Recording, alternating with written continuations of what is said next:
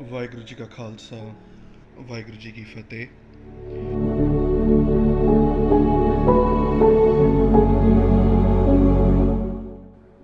यहाँ से आगे बढ़ते हुए हम दूसरी जो इतिहास में गुरु महाराज फिर आगे बढ़ते हैं।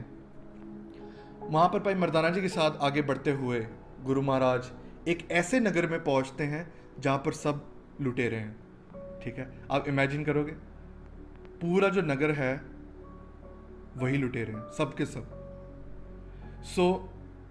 उस नगर में होता क्या है कि कभी भी कोई भी इंसान अंदर आता है नगर के, तो कोई एक लुटेरा होगा जो उस पर्सन को, पर्टिकुलर पर्सन जो बाहर से आया है, उसको अपने घर पे न्योता देगा, इनवाइट करेगा अपने घर पे। जब वो उस रॉबर के घर जाएगा, ठीक है, तो वो क्या करेगा, जब रात को सब सोएंगे तो जिस रॉबर के घर में वो इंसान रुका है वो सब कुछ लूट लेगा और आखिर में पूरे नगर में बांट देगा। ठीक है, वो जो लूटा हुआ सामान है वो पूरे नगर में बांट देगा।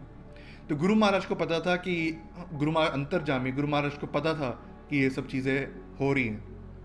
तो गुरु महाराज ने क्या किया, अपना और भाई मर्दाना जी का जो लिबास था, जो पहरावा था, वो गुरु महाराज ने एक बहुत ही अमीर आदमी की तरीके से, जैसे सुल्तान जो पहनते हैं ना, वैसे पहन के, ज्वेलरी पहन के, और फिर गुरु महाराज आगे बढ़े और उस नगर में पहुंचे।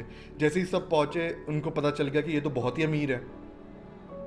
तो अभी एक लुटेरे ने क्या किया, उनको अपने घर पे रोका, भाई मर्दाना जी को, गुरु नानक देव जी पातशाह को।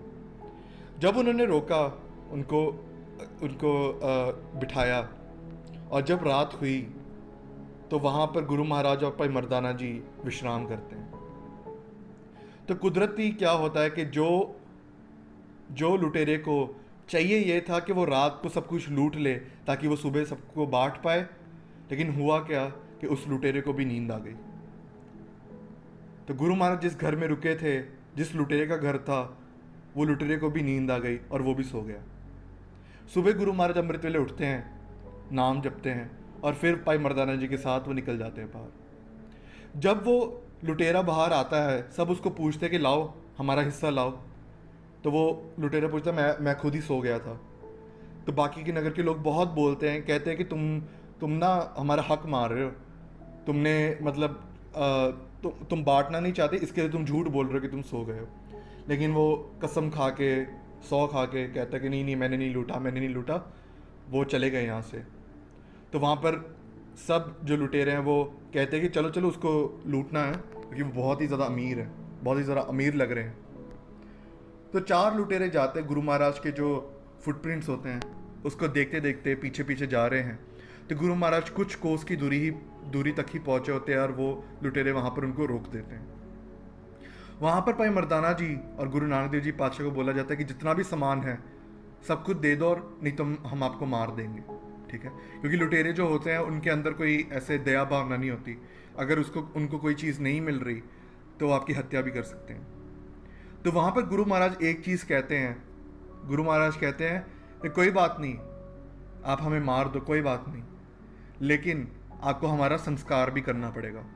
ठीक है, आपको हमारा संस्कार भी करना पड़ेगा।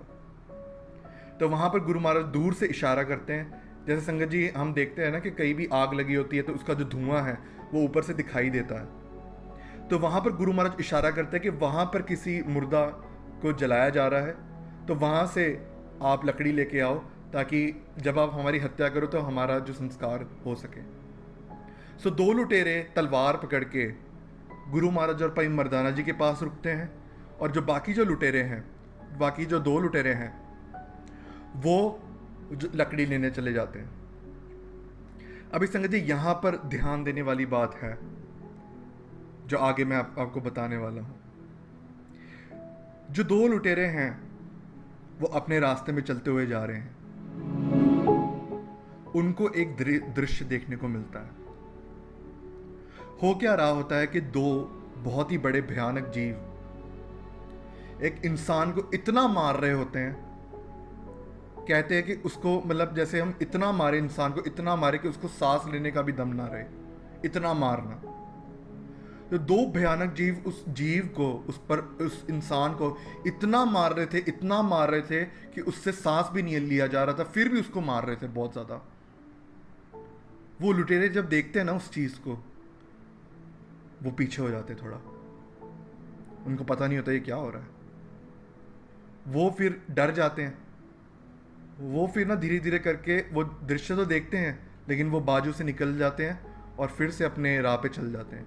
वहाँ पर वो पहुँचते हैं जहाँ पर वो मुर्दा लाश पड़ी होती है, ठीक है। वहाँ से वो लकड़ी उठाते हैं और वापस गुरु नानक देव जी के पातशाह की तरफ, जहाँ पर रोका होता है बाकी दो लुटेरों ने, उसकी तरफ वापस बढ़ना शुरू कर देते हैं। अभी वहाँ पर क्या होता है कि जैसे ही जो लुटेरे वो वापस जा रहे हैं, वो क्या देखते हैं कि वही इंसान जिसको इतनी मार पड़ रही थी कि वो सांस भी नहीं ले पा रहा था, वही इंसान को पालकी में बिठाया हुआ है, जैसे राजा को पालकी में बिठाते हैं ना, उसी इंसान को पालकी में बिठाया है। उसको 4 जन कंधे लेके आगे बढ़ते जा रहे हैं और वो बहुत खुश है। अभी लुटेरे जब ये चीज दृश्य देखते हैं, वो बहुत हैरान हो जाते हैं। वो कहते हैं ये कैसे हो सकता है। और बाद में जब आगे जाके पता चलता है कि वो जो 2 जीव थे, जो बड़े बड़े भयानक जीव थे, जो वो उस पर्सन को मार रहे थे बहुत ज़्यादा, वो और कोई नहीं, जमदूत थे, जमदूत। गुरु महाराज ने वो दृश्य दिया था उनको, लुटेरों को देखने के लिए कि अगर तुमने ये काम नहीं छोड़ा तो तुम्हारा क्या हाल होगा। अभी लुटेरे जाके पूछते हैं उन 4 जो सेवादार होते हैं, जो लेके जा रहे होते हैं। वो कहते हैं कि ये कैसे हो गया, एक तो आप मारते हुए जा रहे थे और अभी इसको कंधे पे पालकी में बिठाया हुआ है, बहुत खुश है। वो कहते हैं कि इस इंसान ने ना बहुत ज़्यादा पाप कमाए थे ज़िंदगी में, बहुत ज़्यादा पाप कमाए थे, कोई भी एक भी अच्छा काम नहीं किया था। इसको मार पड़ पड़ के इसको दरगाह पे लेके जाया जा रहा था। लेकिन गुरु नानक देव जी पातशाह की दृश्य पड़ा। गुरु महाराज ने कहा था ना कि वहाँ पर इशारा किया था गुरु महाराज ने कि वहाँ पर एक इंसान मतलब का संस्कार हो रहा है, वहाँ से लकड़ी लेके आओ। तो कहते को एक नज़र पड़ी गुरु महाराज की, इसके सबके पाप माफ़ हो गए। जैसे ही माफ़ हो गए, इसकी दरगाह में भी जय जयकार हो गई। तो वो जो रॉबर्स है, जो लुटेरे हैं, वो हैरान हो जाते हैं। वो कहते हैं कि ये नानक कौन है, ठीक है। अभी लुटेरे तो लूट रहे होते हैं, उन्होंने नाम तो पूछा नहीं होता। अभी वो कहते हैं कि जिसको तुम लूट रहे हो ना, वो निरंकार खुद धरती पे है, गुरु नानक देव जी पातशाह। वो लुटेरे को पता जब चलती है ना ये बात, वो उसी वक्त दौड़ पड़ते हैं। उनको लकड़ी का कोई दिमाग में सोची नहीं होती कि क्या करे इसका। वो दौड़ पड़ते गुरु महाराज की तरफ, दौड़ते दौड़ते जाते हैं, वहाँ पर मत्था टेक देते हैं। बाकी 2 लुटेरे पूछ रहे तुम ये क्या कर रहे हो, उनको भी पूरा जो दृष्टांत है वो बताया जाता है। और वहाँ पर सब के सब जो है वो गुरु महाराज के चरणों में पड़ जाते हैं। और आखिर में वो न्योता देते हैं चारों लुटेरे कि आप जाओ आगे, ठीक है, आप हमारी नगर में आओ। फिर जब गुरु महाराज के नगर में लेके आया जाता है, वहाँ पर कहा जाता है कि लोगों, हमको पता ही नहीं था परमेश्वर खुद हमारे नगर आए थे, ठीक है। तो सब वहाँ पर मत्था टेकते हैं, वहाँ पर दान पुण्य करते हैं। जो लुटेरे होते हैं उनका हृदय परिवर्तन ऐसा होता है कि वो दान पुण्य करने लग गए। तो फिर गुरु महाराज बाद में उनको कुछ उपदेश देते। उससे पहले हम देखें कि मृत्यु के समय होता क्या है। अभी ये जो एक दृष्टांत है वो हमने देखा, एक सीन जो हमने देखा, जो उन लुटेरे को दिखाई दिया, वैसे ही एक जो दृष्टांत भगत कबीर जी को भी देखने को मिला था। तो भगत कबीर जी ने फिर संसार के भले के लिए उसको अपनी बाणी में दर्ज किया। तो वहाँ पर ये एक गुरमत विवेक नाम के एक चैनल है, यूट्यूब चैनल, आप देख सकते हो, आप पूरा वीडियो देख सकते हो इस पर। सो वहाँ पर भगत कबीर जी गुरबाणी में फरमान करते हैं। हुआ क्या होता है कि एक बहुत ही वेल्दी, बहुत ही अमीर आदमी, उसकी मौत का समय आ गया होता है। वहाँ पर जब दमदूत उनको लेने आते हैं ना, तो वो कौन कौन सी चीज़ें हैं जब भगत कबीर जी देखते हैं अपनी आंखों से, उसके बारे में भगत कबीर जी बयान करते गुरबाणी में। तो भगत कबीर जी यहाँ पर कहते हैं, अमल सिरानो लेखा देना, आए कठिन दूत जम लेना।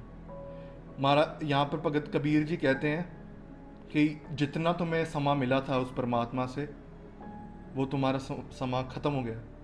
जमदूत कह रहे हैं ये उस इंसान को कह रहे हैं कि जितना तुम्हें समय मिलना था उतना ख़त्म हो गया, अब आगे बारी लेखा देने की। Now it is the chance, अभी वो जो चांस था वो निकल गया, अभी लेखा देना होगा कि क्या किया तुमने ज़िंदगी में। आए कठिन दूत जम लेना, कहते कि वो जो जमदूत होते हैं ना, वो दया वाले नहीं होते, वो मार पीट के लेके जाते हैं। फिर दरगाह में क्या होगा, क्या तय खटिया कहा गवाया, चलो सिताब दीवान बुलाया। कहते हैं वो कि दरगाह में तुम्हें बुलाया गया है, चलो यहाँ से, ठीक है, चल चल दरहाल दीवान बुलाया, ठीक है, हर फरमान दरगाह का आया। कहते कि अभी फरमान आया, जैसे कोर्ट में बुलाया जाता है ना किसी को, तो वैसे कहते हैं कि बुला रहे तुम्हें, चलो यहाँ से। जब ये चीज़ कोई देखता है ना संगत जी, को भी अचानक आ जाए, आप बैठे हुए हो, अचानक कोई बड़े, आप देखो कि ऊंचे ऊंचे कोई 10-10 फीट के आ रहे हो आपको लेने के लिए, आप डर ही जाओगे ना देख के, क्योंकि आपने कभी देखा ही नहीं अपनी ज़िंदगी में ये सब चीज़ें। वो बेनती करता है, वो कहता है कि प्लीज़ मेरा उधार बाकी है कुछ मेरे गांव में, मुझे वो पूरा कर लेने दो, मुझे बस ये जो चीज़ें हैं मुझे इकट्ठी कर लेने दो, आज रात को मैं कल आपके पास आ जाऊंगा, ठीक है। जमदूत कहते हैं अभी आ, तू सामान ही है हमारे पास, अभी आ। वहाँ पर कहते हैं वो रिश्वत देता है, वो कहते हैं कि तुम मेरे से इतना धन ले लो और मुझे छोड़ दो, मैं कल सुबह आऊँगा। तो वो जमदूत जो होते हैं वो और गुस्सा हो जाते हैं, कहते हैं कि ऐसे तो अगर पैसे देने की वजह से कोई मौत ना आती, तो ऐसे तो अमीर कोई भी नहीं मरता, ठीक है। तो वहाँ पर उनको कहा जाता है चलो यहाँ से। तो वहाँ पर वो जो रिश्वत भी नहीं ली जाती, वो कुछ भी नहीं होता, वो भी विनती करता है मुझे अपनी एटलीस्ट जो मैं एक बार जो अपनी जो फरियाद है, जो प्रेयर है, वो तो कर लूँ एटलीस्ट। तब जमदूत कहते हैं कि वो जो तुम्हारा समा था ना, वो निकल चुका है, now you have no chance. तो वहाँ पर फिर उनकी जो आत्मा होती है ना, उसको फिर धक्के मार के पीट पीट के लेके जाया जाता है, और ये सब भगत कबीर जी की आंखों के सामने हो रहा है। सो ये जो चीज़ें हैं संगत जी, ये बहुत जगह पे आते हैं। आप आशा की वार अगर पढ़ते होगे, आप पीने भोग भोग क्या है बसमण पौर सदाया, वड्डा होआ दुनीदार गल संगल कत चलाया, अगे करनी की रितवाची है बेलेखा कर समझाया, थाव न होई पौधी हुन सुनिए क्या रवाया, मन अंधे जन्म गवाया। गुरु महाराज फिर यहाँ पर कहते हैं कि जो बड़े बड़े दुनियादार होते हैं ना, जो कहते हैं कि हम इतनी बड़ी पोजीशन में, हमको तो कोई हाथ भी नहीं लगा सकता, महाराज कहते हैं उनको गले पे ना जैसे चेन्स डाल के लेके जाया जाता है ना, वैसे उनको जमदूत लेके जाते हैं, और वहाँ पर रो भी नहीं सकते क्योंकि जो होना था वो हो गया है, अब आगे कुछ हो नहीं सकता, अब रोने का भी कोई फ़ायदा नहीं, मन अंधा है जन्म गवाया। जो जन्म मिला था प्रॉफिट कमाने के लिए, प्राणी तो आया लाहा लैंड, हम लाहा लेने आए थे, प्रॉफिट लेने आए थे। महाराज कहते वो प्रॉफिट तो तुमने लिया नहीं, अब समा योर टाइम इज़ ओवर।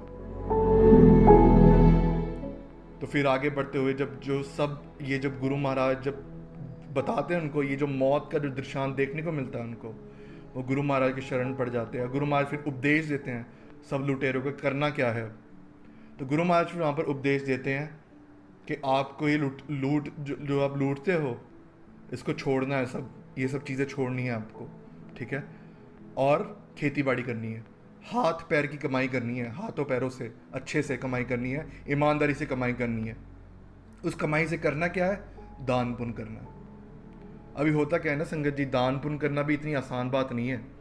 जब हम लोभ की बात करते हैं, हम किसी को देख लें कि हाँ हमारी 1 लाख की सैलरी है, अगर कोई कह ले कि 10,000 होता है, तो आधे इंसानों का तो वहीं हार्ट अटैक आ जाता है कि भाई 10,000 देने पड़ेंगे, ठीक है, 10 कैसे दें।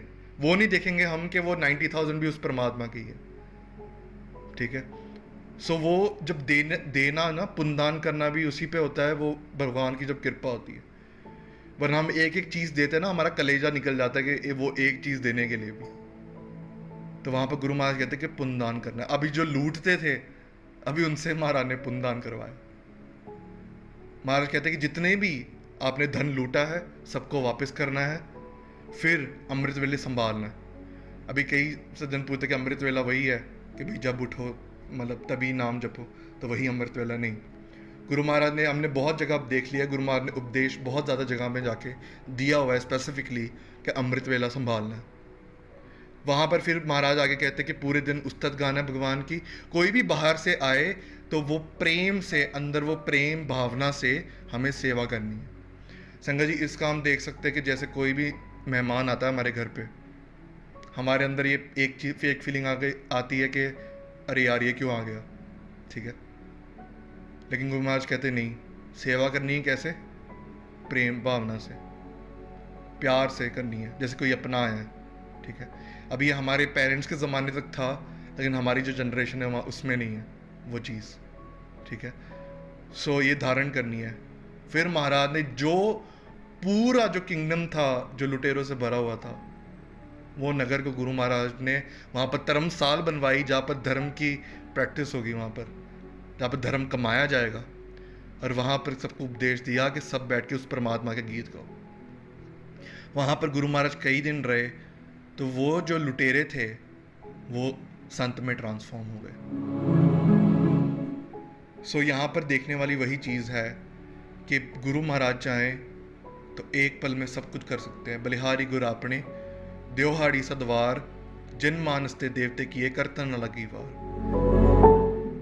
बलिहार जाता हूँ मैं उस सच्चे गुरु को जो एक खिन में मनुष्य को भी देवता बना दे। सो इस चीज़ से हमें लर्निंग क्या मिलती है? सबसे पहली चीज़ कि हमेशा हमारी मौत याद रहे हमें। संगत जी, आपने कभी भी देखा होगा कि कभी भी आपने ये चीज़ देखी होगी, आप कभी किसी को मिलने जाओ, ओके, जिसका मौत का समय बहुत नज़दीक है, हमको पता चल जाता है देख के, क्योंकि जिस इंसान ने खाना पीना बंद कर दिया है, जिसका जो एक हट्टा कट्टा इंसान हुआ करता था, वो अभी एक बच्चे जैसी बॉडी हो गई उनकी, मतलब जस्ट बिकॉज वो खाना पीना बंद कर दिया। आप उनको कभी देखने जाना, आप बैठना वहाँ पर और सामने उस इंसान को, वो रिलेटिव या जो भी है, उनको सामने देखना अपनी आंखों से कि क्या हाल है, कितना तड़प रहे हैं वो अंदर से, क्योंकि जो बेड पे पड़ा होता है ऑब्वियसली वो दिक्कतें आ रही होती है, हेल्थ प्रॉब्लम्स होती हैं, वो तड़प रहा है, अपने जाने की जो टाइम गिन रहा है। संगत जी, ऐसा हो ही नहीं सकता कि उस वक्त आपको कोई और चीज़ सूझ जाए, अगर आप उसको ध्यान से देखोगे तो, कोई उस इंसान को। क्यों? क्योंकि जब आप उस इंसान को देखते हैं आपको मौत याद आ जाती है। जैसे मौत याद आ जाती है आप अपने आप नाम जपना शुरू कर देते हो। तो इसलिए वो चीज़, जब आपके दिमाग में वो चीज़ होगी कि रिमेंबर डेथ, तो वो चीज़ आपको अंदर से, वो भगवान का नाम अपने आप ही आ जाएगा। जब आपको ये चीज़ पता होगी अंदर से कि मुझे भी एक दिन जाना है। हमेशा मौत को याद रखना है। दूसरी चीज़ कि जो भी आप कमा रहे हो वो आपको ईमानदारी से कमाना है। अभी एक बहुत ही महान प्रचारक है ज्ञानी कुलवंत सिंह जी, तो वो कहते थे कि एक गुरसिख आया था, वो कहते कि मेरा ध्यान नहीं लगता।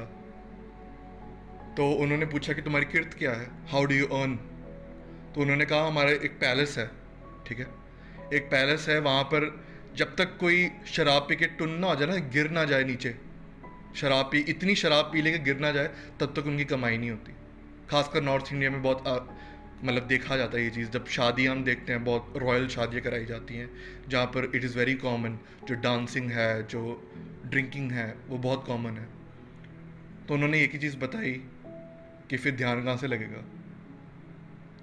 एक भी पैसा अगर आपका जो गुरमत के अनुसार अगर वो एक्सेप्टेड नहीं है गुरमत में, और आप वैसी कमाई कर रहे हो, सो डेफिनेटली वो एक पैसा भी आपका घर बर्बाद कर सकती है। एक पैसा, मैं अभी हज़ारों की तो बात ही नहीं कर रहा, ठीक है। वो आगे बढ़ते हुए आप देखोगे कई आप जिसको भी देख लो, आप देखना, जो भी अनएथिकल मीन से कमाते हैं, कितनी फैमिली सुखी है आप देख लेना। या तो बच्चे बिगड़ जाएंगे आगे जाके, या तो कुछ ना कुछ तो होगा ही। वो क्यों हो रहा था? क्योंकि बीज जो है ना, वो हमने वैसा बोया है, वो किर्त जो है हमने वैसी की है। सो ऑलवेज मेक श्योर कि वो गुरमत के अनुसार हो जो भी आप जॉब करते। ऐसा नहीं कि हम तो बाल काटते नहीं लेकिन हमारा पार्लर है, you can't do like that. हम शराब तो नहीं पीते लेकिन हमारा शराब खाना है, ठीक है? आप बांट क्या रहे हो फिर? ठीक है, खुद तो नहीं पी रहे लेकिन हज़ारों को पिलवा रहे हो। सो वो वैसी चीज़ें नहीं चलती।